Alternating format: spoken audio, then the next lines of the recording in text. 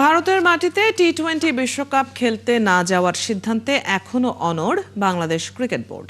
চিঠি চালাচালির পর এবার আইসিসির সাথে বিসিবি কর্তাদের হয়েছে ভার্চুয়াল মিটিং, যেখানে আইসিসি বাংলাদেশকে নিজেদের সিদ্ধান্ত পুনর্বিবেচনার অনুরোধ করলেও বিসিবি সাফ জানিয়ে দিয়েছে ভারতে গিয়ে বিশ্বকাপ খেলা সম্ভব নয়। সাইফুল রূপকের প্রতিবেদন। জয় শাহর আইসিসি, জয় শাহদের বিসিসিআই, ভারত, আইসিসি কোনো কর্মকর্তারাই আসলে বাংলাদেশের দাবি মানতে চাইছে না। তবে কি বাংলাদেশ ক্রিকেট দলকে টি-20 বিশ্বকাপে দেখা যাবে না?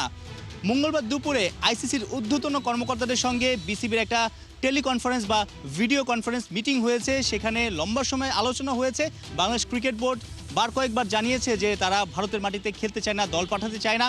আইসিসিও সিকিউরিটি টিম নানা রকমের পয়েন্ট ধরিয়ে দিয়েছে। তবে মঙ্গলবার যে মিটিং, সেখানে কিন্তু আইসিসি খুব ভালোভাবে জানিয়ে দিয়েছে, অর্থাৎ স্পষ্টভাবে জানিয়ে দিয়েছে। বিসিবি যে মিডিয়া রিলিজ দিয়েছে সেখানে উঠে এসেছে আইসিসির ভাষ্য হলো সূচি প্রকাশ হয়ে গেছে, টিমগুলো গঠন হয়ে গেছে, গ্রুপ গঠন হয়ে গেছে, পাশাপাশি বিভিন্ন দল তাদের স্কোয়াড ঘোষণা করে দিয়েছে। এই সময়টাতে অর্থাৎ বিশ্বকাপ শুরুর 3 সপ্তাহ আগে চাইলেই সূচি পাল্টানো যাবে না, চাইলেই গ্রুপ চেঞ্জ করা যাবে না। অর্থাৎ বাংলাদেশ যেন তাদের যে স্ট্যান্ড, অর্থাৎ ভারতের মাটিতে যে খেলতে চাইছে না, সেই স্ট্যান্ড থেকে যেন সরে আসে, সেই দাবি বা সেই আহ্বানটাই আসলে আইসিসি, বাংলাদেশ ক্রিকেট বোর্ডের কর্মকর্তারা যারা এই মিটিংয়ে ছিলেন, আমিনুল ইসলাম বুলবুল সভাপতি, ফারুক আহমেদ, সাখাওয়াত হোসেন, পাশাপাশি 2 সহ-সভাপতির সাথে সিইও, পাশাপাশি ক্রিকেট অপারেশনসের চেয়ারম্যান নাজমুল আবদিন ফাহিম, মোট 5 জন এই মিটিংয়ে ছিলেন বিসিবির পক্ষে। পাশাপাশি আইসিসির বেশ কজন ছিলেন।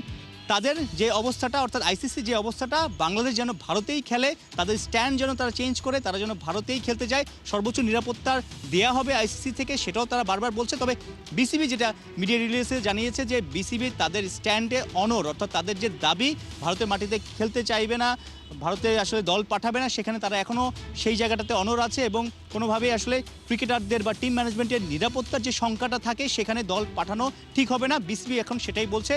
তবে এই যে মিটিং, জুম মিটিং বা যে ভিডিও কনফারেন্স, সেখানে কোনো সিদ্ধান্ত আসেনি, অর্থাৎ আইসিসিও আসলে বাংলাদেশকে কনভিন্স করতে পারেনি। বাংলাদেশ তো কোনোভাবেই আসলে আইসিসির কথা মতো চলছে না।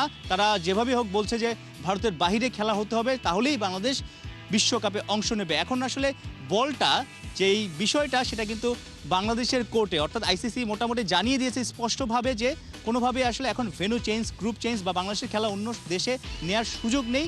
এখন আসলে কোর্টে বলটা বিসিবি হয়তো সরকারের, বাংলাদেশ সরকারের ঊর্ধ্বতন কর্মকর্তা যারা আছেন বা ক্রীড়া উপদেষ্টা আসিফ নজরুল, তার সঙ্গে আলোচনা করে একটা সিদ্ধান্ত নেবেন যে আরও আসলে 2-1বার আইসিসিকে রিকোয়েস্ট করা হবে কিনা ভেন্যু চেঞ্জের বিষয়, নাকি বাংলাদেশ সিদ্ধান্ত নেবে যে বিশ্বকাপটা বয়কট করার। কারণ যেহেতু কয়েকবার বিসিবি কর্মকর্তারা, পাশাপাশি ক্রীড়া উপদেষ্টা সবাই বলছে যে বিশ্বকাপে কোনোভাবে ভারতে যাবে না, সেই জায়গাটাতে এখন আসলে আইসিসিও অলমোস্ট দুয়ারটা বন্ধ করে দিয়েছে যে অন্য দেশে নেওয়ার সম্ভাবনা নেই বললেই চলে। সেই জায়গাটাতে হয় বাংলাদেশ দল, ক্রিকেট বোর্ড তারা সিদ্ধান্ত নেবে ভারতে যাবে বিশ্বকাপ খেলতে, নাকি ভারতের বাইরে যেহেতু সুযোগ নেই তাহলে বিশ্বকাপটা বয়কট করবে। এই জায়গাটাতে আসলে স্থির হয়ে আছে। বিসিবি মিডিয়া রিলিজে জানিয়েছে যে আরও আইসিসির সাথে আরও যোগাযোগ করা হবে, হয়তো ডায়ালগটা চলতে থাকবে। তবে বাংলাদেশকে বিশ্বকাপে দেখার যে বিষয়টা, সেটা সম্ভাবনাটা অনেক ক্ষীণ হয়ে এসেছে।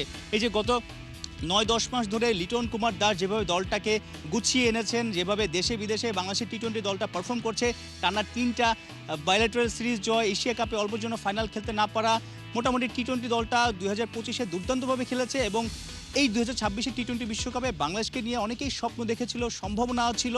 সেই জায়গাটাতে বিশ্বকাপের আগে এইরকম নানা নাটকীয়তা, অনেক ধরনের নিউজ, ক্রিকেটারদের নিশ্চয়ই ব্যাক অফ দ্য মাইন্ডে অনেক রকমের কাজ করছে, তারাও হয়তো মোরালি অনেক ডাউন হয়ে যাচ্ছে। বিশ্বকাপে যাবে কি যাবে না এখনও আসলে 3 সপ্তাহ আগে কেউ বুঝতে পারছে না। সো বলা যায় যে বিশ্বকাপে বাংলাদেশ যদি যায়ও, ক্রিকেটারদের জন্য এই যে ঘটনাগুলো তাদের পারফরমেন্সে প্রভাব পড়তে পারে। সাইফুল রূপক, 71।